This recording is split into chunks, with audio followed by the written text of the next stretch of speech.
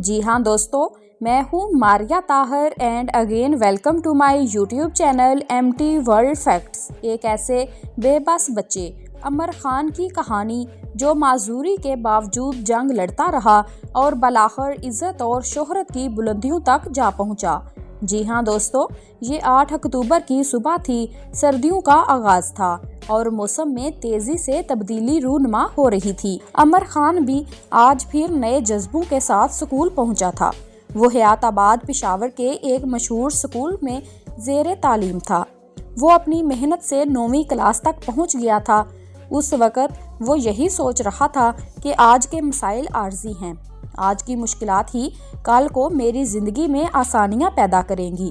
اپنی بھاری بھرکم wheel chair کے ساتھ 6 فلور کا سفر اس کے لیے روز ہی مشکل ترین سفر ثابت ہوتا تھا۔ اکثر وہ بڑی بے بسی محسوس کرتا، اسے اپنی زندگی دنیا کی مشکل ترین زندگی محسوس ہوتی تھی۔ اس کے دل میں بھی خیال آتا کہ بس کر دے، لیکن کچھ کرنے کی تمنا، کچھ بن کے دکھانے کا جنون اسے حوصلہ دیتا۔ یہ جذبہ اس کی آنکھوں میں چمک پیدا کر دیتا تھا اور وہ مضبوط ارادوں اور بلند حوصلے سے دل میں دہراتا کہ جینا ہے اور جی کے دکھانا ہے۔ وہ ابھی اپنے خیالوں پر مسکرانے ہی لگا تھا کہ یکدم چونکا۔ ہر کوئی حواس باختہ ہو کر باہر کو بھاگ رہا تھا، اور جب تک اسے یہ بات سمجھ آئی کہ یہ شدید زلزلہ ہے، وہ اسکول کی اس 6 منزل پر اکیلا رہ چکا تھا۔ اس نے اپنی آنکھیں بند کر لیں اور اللہ کو پکارنے لگا، اور اسی کشمکش میں اسے بچپن کا وہ دن یاد آیا جب وہ اپنے پاؤں بیڈ سے لٹکا کر بیٹھا تھا اور نچلا دھڑ بے حد حس ہونے کی وجہ سے وہ جان ہی نہیں پایا تھا کہ کب اس کے پاؤں کے تلوے مکمل جل گئے تھے۔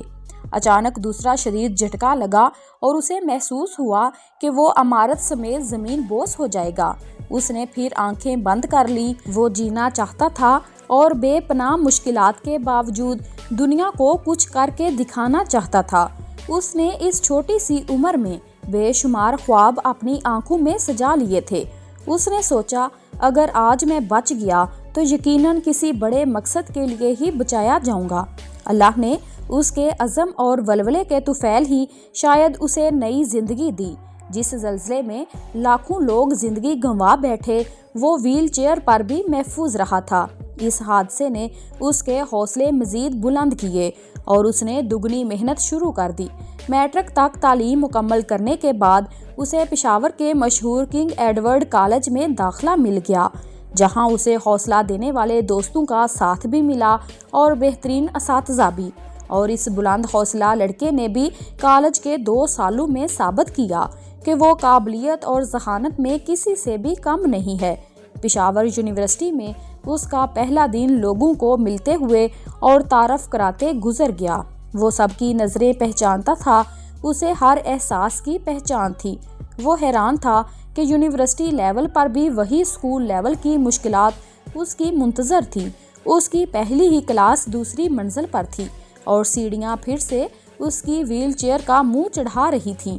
وہ سوچنے لگا کہ آخر کیوں معاشرہ خود رکاوٹیں کھڑی کرتا ہے؟ اگر یہ لوگوں کے لیے سیڑھیاں بنا سکتا ہے تو ہمارے لیے ریمپس کیوں نہیں؟ لیکن یہ سب وقتی خیالات تھے۔ اس نے اپنا وقت ایسی چیزوں میں برباد نہیں کرنا تھا، اور آخر کیوں اور کس وجہ سے؟ اس نے عہد کیا کہ وہ فقط کیسے پر کام کرے گا۔